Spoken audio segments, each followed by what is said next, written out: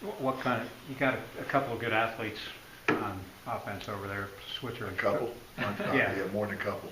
The Yeah. leading receiver in the history of North Carolina, which says a lot. Yes, it does. How much of a challenge is he going to be? It's a tremendous challenge because they move him all over the place and try and match him up. And then when you start trying to do things to take him away, they got a bunch of other good players that can make big plays and have made big plays. So they're really multifaceted. Not to diminish the running game either. Their backs are excellent running backs. Trubisky's a mobile guy too. So it's they got every element that you want in an offense to mix it with tempo and variety and all those types of things. So it's a real challenge. How important is it having PJ back this week? I mean, you guys struggled to kind of fill his void a little bit in terms of leadership and on the field performance. Well, anytime you get a guy like him back, Kelly, it's played as much football as he's played and done it at the level that he's done it at. It's great. And our strength staff has done a good job with him during his injury. Conditioned him so that when he came back, he was at his weight. He didn't gain any weight while he was hurt. So that was a good thing too. So, but so much of sometimes coming back from an injury is the will to come back, and he's got a very strong will and a will to be healthy, and it's good to get him back. How do you think Terrell did in his stead? That was kind of a change up this past week. He did some good things, and it was his first that type of action, that many steps, so snaps. So he'll grow from that and benefit from it in the long run. You hear some people talk about that maybe North Carolina has gotten a little away from the run game, more towards the passing side. Have you seen that in watching the film? They got a lot of balance. They read coverages very well. They're hard to fool. The quarterback sees things very well and makes adjustments accordingly. So it's a lot of balance because, like I said, when you load up to stop this or stop that, then the 34 and 8 and those guys come at you, and they're home run hitters as well.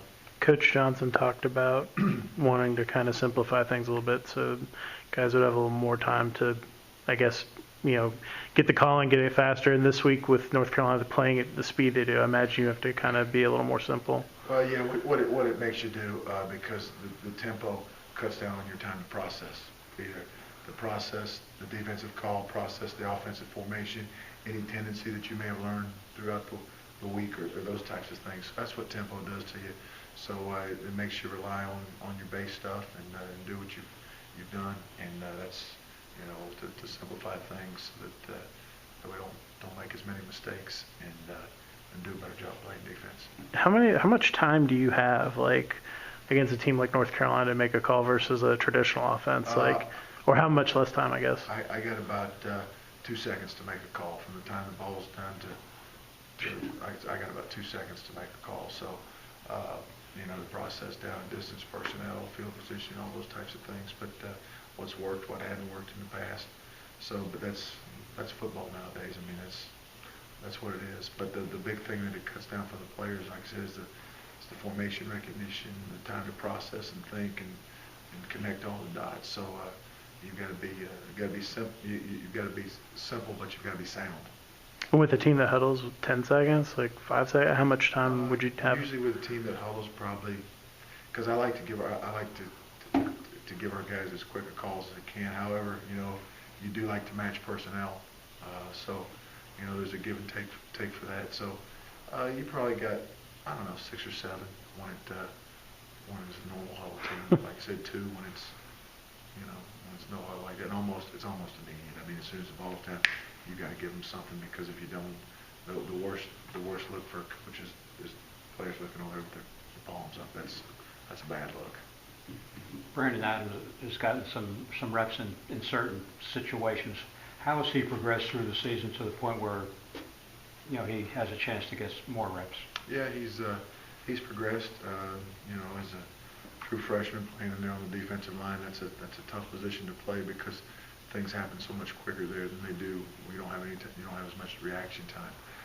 But he's given us some solid snaps, and he's just got to keep working to condition and get himself where he can sustain. Is Honore someone who's putting himself in a position to get more playing time? Yes, Absolutely he is, yes. I mean, you see certainly the pass rush part, but what else is he doing Well, he's getting more comfortable. You know, he's still a sophomore, and is getting more comfortable and progressing and improving. And Coach Pelt's done a great job with him. You just got to keep working. I think that Coach Johnson was saying was that, you know, as far as defense goes, and offense as well, but, you know, players got to play better, coaches got to coach better. For you and the other assistants on defense line, what does that mean to coach better during the week? What are feel like things like, you know, we got to do X or Y better? Well, we got to be extremely detailed, which we try to be every week, and then, you know, to get our guys to put a plan together that our guys can execute. That's part of what our job is. So to put a plan together that they can execute and execute it at a high level and not have a bunch of mistakes or unforced errors, because as a coach, those are the things that drive you nuts. And we're all in this together. We all got to get better, and that's what we're working to do. And that's the plan. Was alignment part of the problem? There were yeah, that was part of the problem. Part of it. There were several parts to it, but certainly that was a part of it. Yes. Anything else for Coach Root?